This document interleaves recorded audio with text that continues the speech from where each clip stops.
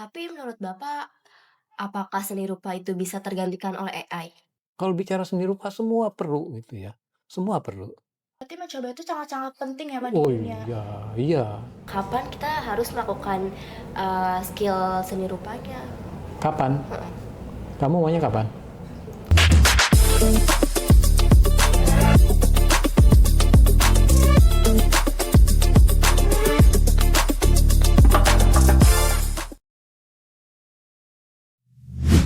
Halo semuanya, selamat datang di Binus Malam Podcast. Kali ini kita akan membahas seputar seni rupa bersama guru kita yaitu Bapak Abdul Halik. Halo Bapak. Ah, Nih Bapak, mau nanya nih, Hmm. kan sekarang tuh zamannya tuh kayak udah banyak AI gitu kan ya Iya. Pak? Kira-kira seni rupa itu masih berguna nggak sih di zaman-zaman sekarang yang udah banyak AI-nya gitu? Oh gitu. Ya pastilah.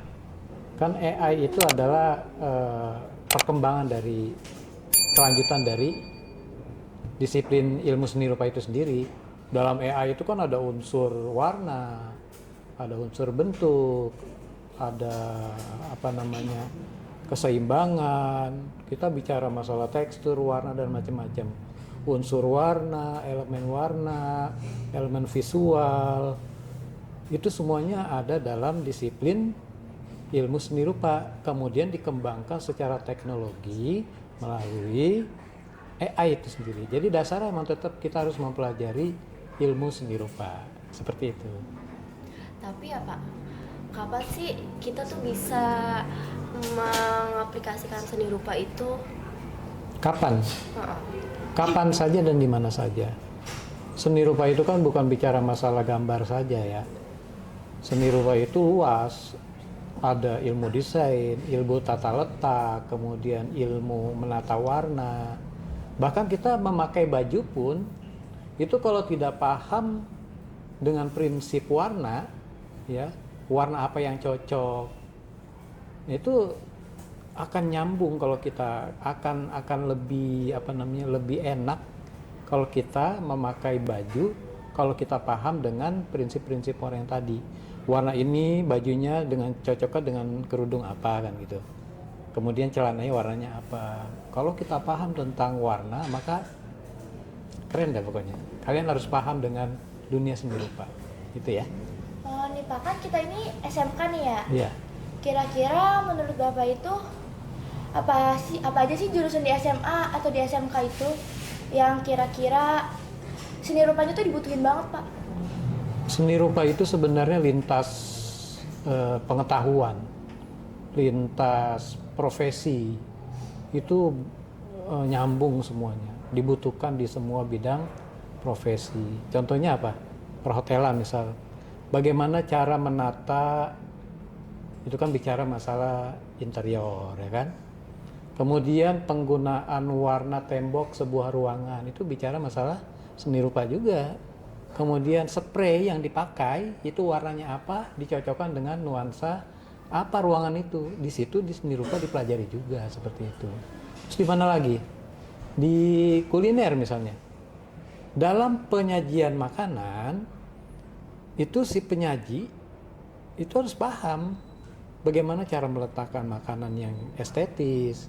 Kemudian di situ ada misalnya kecap misalnya. Itu cara sentuhan kecap yang bagus seperti apa gitu. Paham ya? Paham, paham. Tapi menurut Bapak, apakah seni rupa itu bisa tergantikan oleh AI? Kalau bicara tergantikan atau tidak tergantikan, ini ibarat ruh dengan badan. Ya ibarat badan kita nih yang hidup ya. Ya semua itu tidak bisa terpisahkan karena AI itu adalah seni rupa juga. Cuma pengaplikasiannya lebih canggih itu aja sih. Nggak mungkin orang bisa membuat AI yang bagus, ya misalnya si programmer ya, ini bicara masalah programmer. Untuk menghasilkan gerak yang bagus, menghasilkan bentuk orang yang bagus, kalau dia tidak memahami anatomi mana bisa mungkin menghasilkan gambar yang bagus kan kayak gitu kan. Ini satu kesatuan, tidak bisa dipisahkan. Gitu ya. Nih, kan kita SMK nih Pak. Mm-mm. Menurut Bapak bagaimana sih cara siswi atau siswa SMK itu mengasah kemampuan seni rupanya agar siap bersaing di dunia industri atau bahkan membuka usaha sendiri? Oh, itu pertanyaan bagus sekali. Jadi bicara masalah mengasah, itu bicara masalah actionnya. Bicara keterampilan itu bicara masalah latihan, bicara keberanian gitu ya. Kalian itu punya kemampuan, tapi kalau misal tidak berani untuk action, untuk mencoba dan mencoba, yaitu sama aja bohong. Jadi untuk mengasah keterampilan agar lebih tajam lagi harus sering-sering berkarya. Ada keberanian untuk mencoba, jangan takut, oh apa nanti hasilnya jelek pak, tapi udah coba? Belum, coba dulu. Kemudian karya pertama, bukan pak, aku bilang juga apa kurang bagus. Nah nanti si guru lah yang akan membimbing, oh ini kurangnya ini, nah ini warnanya kurang ini, kurang matching nih. Nah dengan begitu kan lama kelamaan akan mengalami gradasi, artinya dari awalnya sih nggak bisa tapi lama-lama bisa dan profesional. Berawal dari satu langkah maka akan melangkah ke langkah selanjutnya, lama-lama lari tuh. Tapi orang tidak akan pernah lari kalau tidak pernah diawali dari satu langkah. Jadi beranilah melangkah, gitu ya. Berarti mencoba itu sangat-sangat penting ya Pak di Oh dunia. iya, betul. Artinya semakin sering kalian mencoba, semakin sering akan mengalami kesalahan, semakin sering kalian akan cepat bisa. Kalau tidak pernah mencoba, jangan harap bisa. Itu ya. Iya, Pak. Ada lagi? Ada Pak. Nih, kan biasanya kita bingung nggak kapan kita harus melakukan skill seni rupanya. Kapan? Kamu maunya kapan? Kira-kira waktu yang cocok gitu. Apakah kita harus kayak mikir kayak lagi sedih, kita baru Terus? bisa mengasah? Enggak lah. Kalau bicara masalah kapan itu tergantung kita maunya kapan. Yang tahu kapannya itu kamu. Jadi tidak mencari momen yang pas, tidak juga, mengalir aja. Lagi sedih ya ungkapkan, lagi tidak sedih, lagi senang ya ungkapkan itu. Yang pasti nanti hasil dari sedih dan tidak sedih, sedih dan senang itu hasil akan berbeda. Oh ternyata orang kalau lagi senang gini nih hasilnya, kan beda kan. Nah ini sebuah pengalaman spiritual dalam dunia seni rupa tuh seperti itu ya. Kemudian bicara masalah psikologi, nah itu seni rupa pun itu sangat nyambung dengan dunia ke psikologian gitu ya. Bahkan ada yang mengatakan bahwa orang kalau menggambar itu bisa lebih tenang. Karena apa? Karena dia melampiaskan ke situ, bukan bicara masalah tapi kan gambarnya bagus, jelek banget. Bukan bicara masalah bagus atau tidak bagus, tapi sudah terlampiaskan, sudah tenang, udah gimana sih? Udah lega gitu rasanya, seperti itu ya. Jadi kalau masalah waktu pas itu kapan? Ya tidak ada waktu yang pas, semua waktu pasti pas. Itu ya.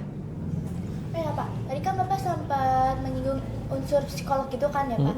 Nih, orang-orang tuh banyak yang bilang kalau misalnya menggambar ataupun melukis bisa membantu mengurangi gangguan kecemasan ke dalam psikolog. Itu caranya gimana sih Pak? Caranya gampang, lampiaskan aja. Walaupun dia coret-coret itu, coretan itu, garis itu adalah bagian dari elemen seni rupa. Kamu sudah belajar kan? Salah satu unsur seni rupa adalah garis, titik. Orang nyoret-nyoret itu ada garisnya nggak? Iya. Ada. Dan itu adalah seni. Itu adalah seni. Berarti benar-benar efektif ya Pak seni rupa itu buat melampiaskan emosi. Betul, betul. Dan itu pelampiasan yang positif. Udah. Ada orang yang, Pak, aku lebih melampiasannya ke sajak, Pak, ke puisi yang isinya sedih, Pak. Ya nggak apa-apa. Aku juga, karena aku hobi nyanyi, Pak, udah aja aku nyanyi di kamar mandi misalnya. Ya nggak apa-apa, itu kan seni juga.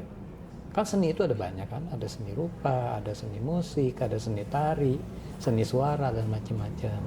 Itu secara luas. Tapi kalau bicara masalah seni rupa, berarti seni visual, seni gambar, seni yang bisa dilihat hasil dari goresan tangan, itu adalah seni rupa. Kalau seni musik ya udah pendengaran. Kemudian seni tari ya seni pentas, gerakan, seperti itu. Iya, Paham ya?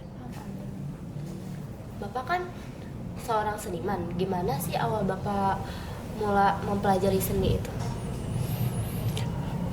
Awalnya gimana ya? Awalnya sih tidak dipelajari. Berarti seni, Pak? Sudah dari lahir kayaknya gitu ya. Oh, ada jiwa-jiwanya nih Pak dari turun temurun. Mungkin ada gitu ya. Ayah bapak itu seorang pengrajin kayu dulu. Kemudian ya mungkin itu dari situ darahnya gitu ya. Lalu kuliah kan gitu. Kuliah itu agar kita lebih tahu kenapa harus belajar garis, kenapa harus belajar warna, kenapa harus belajar. Nah itu dibahas di dalam dunia sekolah, dunia pendidikan. Kayak misalnya kamu kan di pelajaran, nah kenapa ini warnanya kok coklat?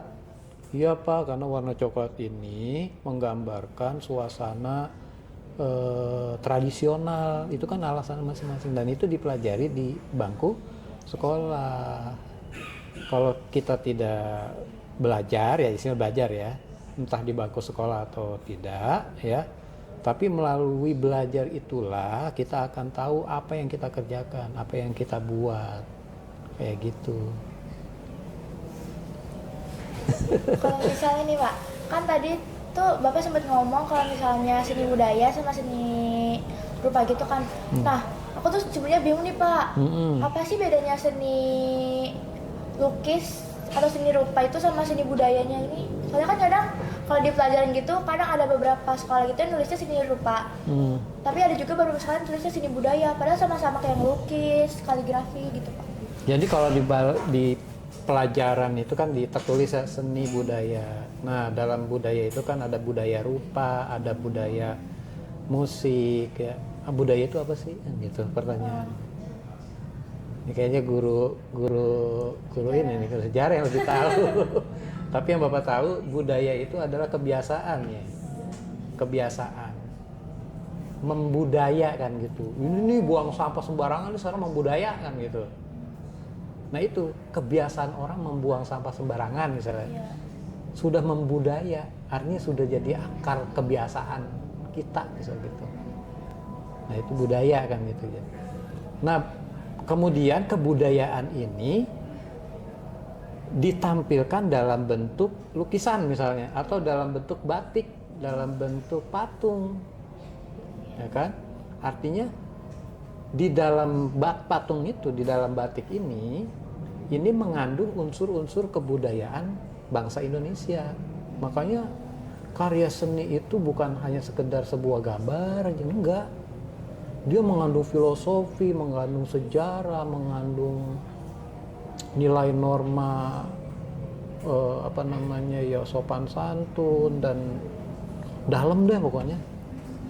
Nah makanya kalau kita bicara dan mendalami seni budaya itu sesungguhnya kita sedang mempelajari kita ini siapa.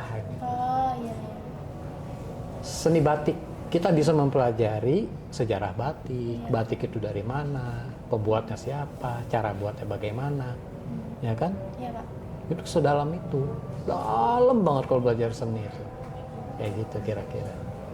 Jadi kembali lagi ke pertanyaan tadi, kenapa kok ada tulisannya seni budaya, ada juga seni rupa, ada seni tari. Nah seni budaya itu istilahnya kayak bungkusan lah ya.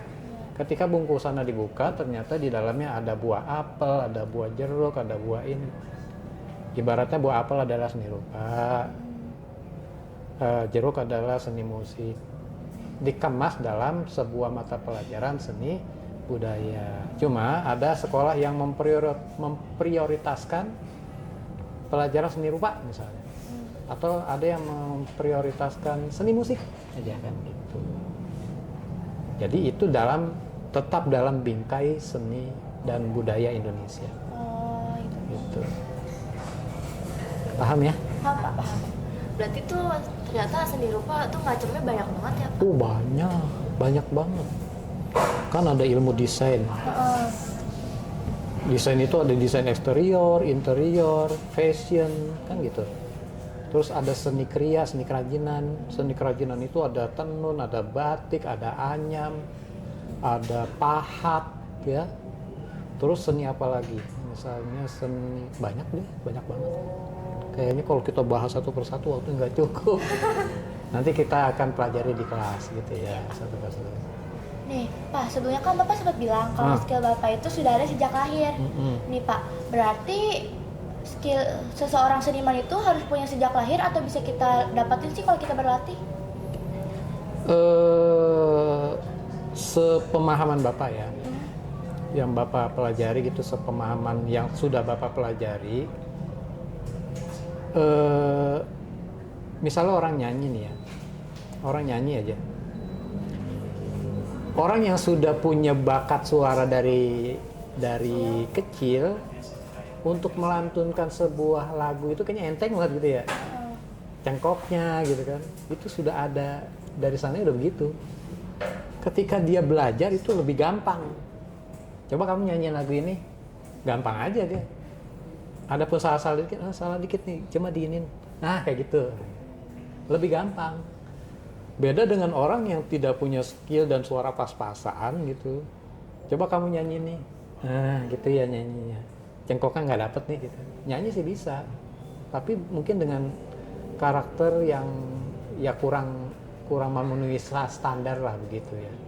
Artinya kalau orang yang sudah bakat alam dia lebih mudah untuk belajar, untuk mempraktikkan. Sedangkan orang yang memang tidak ada bakat alam istilahnya gitu ya, itu agak sulit. Bisa sih bisa, tapi tidak semudah orang yang sudah sejak lahir ada bakat kayak gitu sih. Gitu ya? Ya, Pak. Kira-kira apa pesan Bapak untuk anak-anak yang berusaha untuk belajar seni rupa? Kalau bicara masalah pesan untuk anak-anak ya, lalui aja prosesnya, kerjakan apa yang ditugaskan sama gurunya. Adapun hasil itu adalah nomor 2. Dalam proses pembuatan karya seni itu minimal kalian mendapatkan hal-hal baik. Yang pertama adalah kesabaran, ya kan. Bikin karya seni itu harus sabar. Kalau kamu mengikuti prosesnya dengan sabar, maka kamu akan terlatih menjadi orang yang sabar. Itu kan positif kan? Ya walaupun hasilnya tidak sesuai dengan apa yang diharapkan gitu. Tapi kamu sudah mendapat ilmu sabarnya. Kemudian ketelitian. Ketelitian itu kan perlu juga kan? Semua bidang pekerjaan itu akan sangat bagus jika kita orangnya teliti ya. Apalagi keuangan. Iya. Harus teliti. Nah di seni rupa ada. Apalagi kalau kita membahas masalah batik gitu ya, yang dekoratif gitu tuh, itu kalau tidak punya nilai rasa modal kesabaran kayaknya, ya kalian akan, lu lama banget nih kerjanya. Seperti itu. Artinya hasil adalah nomor sekian, tapi ada efek-efek positif yang akan kalian dapatkan. Salah satunya tadi sabar, teliti, disiplin, mau belajar ya. Nah ini kayaknya kurang bagus. Oh iya Pak, baiknya gimana Pak? Baiknya begini. Oh gitu. Itu kan artinya open mind, menerima masukan.